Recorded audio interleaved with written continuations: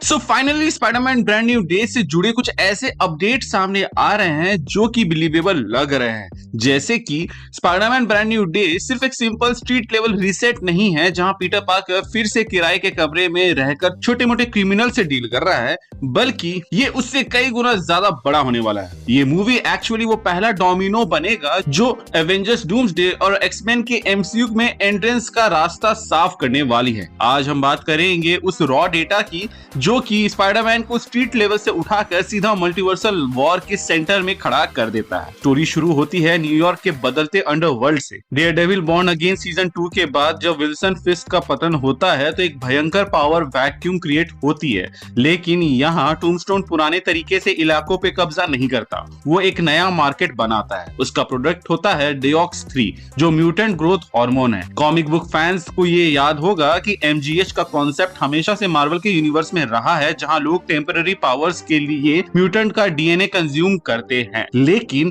टूम्बस्टोन का मकसद यहाँ सुपर हीरोज बनाना नहीं है। वो चाहता है कि लोगों के डीएनए में जो डोरमेंट एक्स जीन छुपे हुए हैं उसको फोर्सफुली जगा दिया जाए। डिओक्स 3 बहुत ब्रूटल और अनरिलायबल है। ज्यादातर लोग उसे लेते ही मर जाते हैं और कुछ लोग दर्दनाक म्यूटेशन के साथ जीवित बचते हैं, लेकिन एक टाइनी फ्रैक्शन ऐसा भी है जो क्लीनली सर्वाइव कर जाता है। उसका एक्स जीन पूरी तरह से एक्टिवेट हो जाता है और टूम्बस्टोन को हजारों म्यूटेंट्स नहीं चाहिए, बल्कि उसे बस इतने लोग चाहिए जिससे कियोस मच सके और पूरी दुनिया उसके सप्लाई पर डिपेंडेंट हो जाए। लेकिन इस ड्रग को परफेक्ट बनाने के लिए टूम्बस्टोन को दो नामुमकिन चीजें चाहिए। पहला है एक नेचुरली स्टेबल म्यूटेंट, एक ऐसा बच्चा जिसका डीएनए इतना स्ट्रॉन्ग हो कि एक्सिन ट्रिगर होने पर भी उसकी बॉडी कोलैप्स ना हो, और दूसरा गामा रेडिएशन के ट्रेसेस जो हल्क से मिले हो।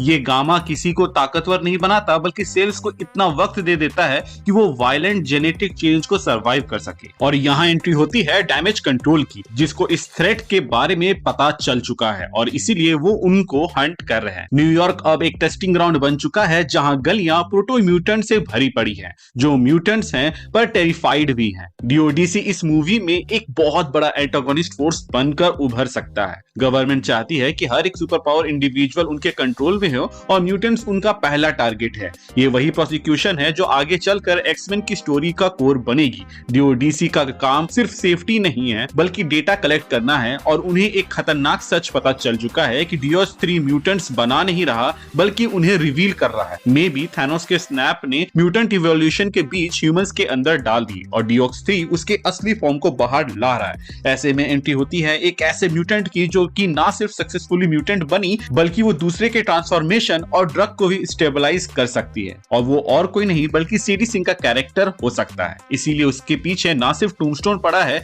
बल्कि डीओडीसी भी है, ताकि वो उसको अपने फायदे के लिए यूज कर सके। अब मुझे पता है कि पहले की रूमर ने ये कहा था कि सीडी सिंह का असल में जीन ग्रे है, लेकिन बाद में उसको रेचल समर कहा जाने लगा। लेकिन इन सब के बीच में एक चीज जो कॉमन है वो ये है कि सीडी सिंह का कैरेक्टर जो है वो एक म्यूटेंट है जिसके पीछे डीओडीसी और टूम्बस्टोन पड़ा है। अब सीडी सिंह का कैरेक्टर के लिए फिलहाल के लिए जीन ही मान लेते हैं फॉर नेम सेक ओनली, और फिर आगे की कहानी सुनते हैं। तो गाइस, ये जो जीन होगी ये अकेली नहीं है। असल में डीओडीसी को लगता है कि पीटर पार्कर भी एक म्यूटेंट है और वो लोग उसको भी हंट कर रहे होते हैं। इसके अलावा पीटर की एग्जिस्टेंस एक ग्लिच है। गवर्नमेंट और डीओडीसी को लगता है कि पीटर एक ऐसा एनोनिमस एलिमेंट है जिसे सिस्टम से हटाना जरूरी है, और यहीं से पैरेलल ड्रॉ हो जाता है पीटर और जीन के कैरेक्टर के साथ, जहां ये दोनों आउटकास्ट हैं। जहां एक का जीन जग चुका है और उसको म्यूटेंट बना चुका है, वहीं दूसरे का तो रिकॉर्ड ही गायब हो चुका है, जिसके वजह से वो गवर्नमेंट के लिए सबसे बड़ा सरदर्द बनते जा रहा है। यहाँ पर बेसिकली पीटर का जो कैरेक्टर आर्क है वो डेकू के उस एरिया से बिलोंग करता है जब वो हीरोगिरी छोड़ के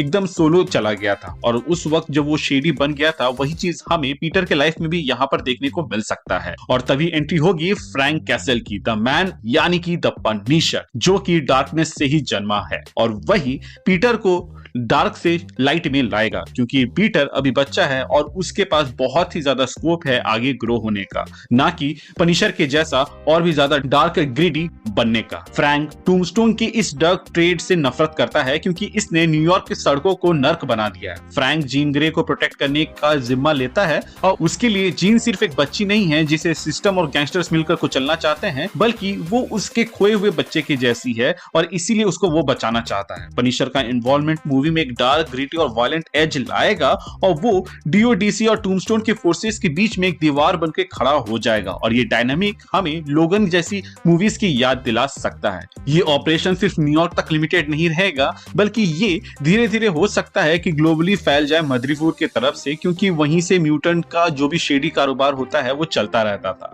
अब सवाल ये है कि स्पाइडरमैन इसमें कहां फिट होता है। पीटर पार्कर यहां सिर्फ एक रैंडम विटनेस नहीं है, उसका मल्टीवर्सल हिस्ट्री यूज एक टारगेट बनाती है। पीटर की टाइमलाइंस परफेक्टली अलाइन है। जब पीटर जीन से मिलता है तो वहां एक रेयर कन्वर्जेंस होती है, मल्टीवर्सल रेसिड्यू की मीटिंग और इवोल्यूशनरी म्यूटेशन। एक ऐसी एनर्जी प्रोफाइल क्रिएट होती है जो एवेंजर्स लेवल की थ्रेट को अट्रैक्ट करती है।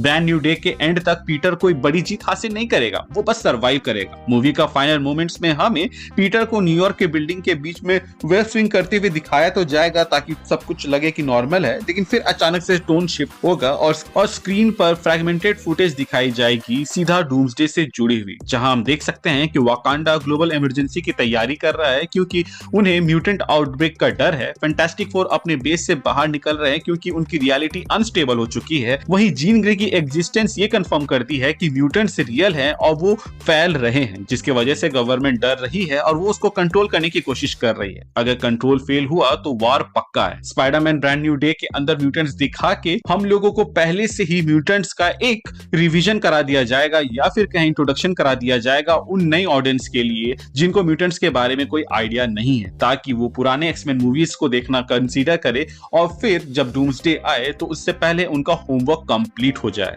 स्पाइडरमैन वो पहला एवेंजर है जो अनजाने में आग के बीच में खड़ा हो गया है और मार्वल ने कॉमिक बुक्स में हमेशा ब्रांड न्यू डे को एक नए सवेरे के जैसा दिखाया है, लेकिन एमसीयू में ब्रांड न्यू डे का एक्चुअल मीनिंग है कयामत की रात की शुरुआत। तैयार हो जाइए दोस्तों, क्योंकि स्पाइडरमैन 4 सिर्फ एक स्ट्रीट लेवल मूवी नहीं बल्कि एमसीयू का सबसे बड़ा युद्ध का पहला चैप्टर होने वाला है। मैं तो काफी एक्साइटेड हूं इस मूवी के लिए। आप हो कि नहीं, आप हमें कमेंट सेक्शन में जरूर बताइएगा। मुझे पता है कि इस वीडियो में मैंने हल्क से रिलेटेड कुछ भी बात नहीं किया है, क्योंकि हर बार हल्क का एंगल आने के बाद से स्टोरी का मोमेंटम थोड़ा सा चेंज हो जाता है। आई नो हल्क को दिखा के ये लोग एक फाइटिंग डायनामिक यहाँ पे क्रिएट कर सकते हैं और म्यूटेंट्स वो टारगेट बन सकते हैं, लेकिन अगर Hulk versus Spiderman and Punisher होगा तो वहां पे ज्यादा चांसेस है कि हल्क ही जीतेगा ब्रूट फोर्स में, लेकिन कुछ ना कुछ चालाकी करके भी हल्क को सबड्यू किया जा सकता है, जैसा कि हम लोगों को एवेंजर्स एज ऑफ अल्ट्रॉन में देखने को मिला था। अब हल्क को इस मूवी में उतना बड़ा रोल तो नहीं दिया जाएगा जितना मुझे लग रहा है, क्योंकि स्पाइडरमैन के हर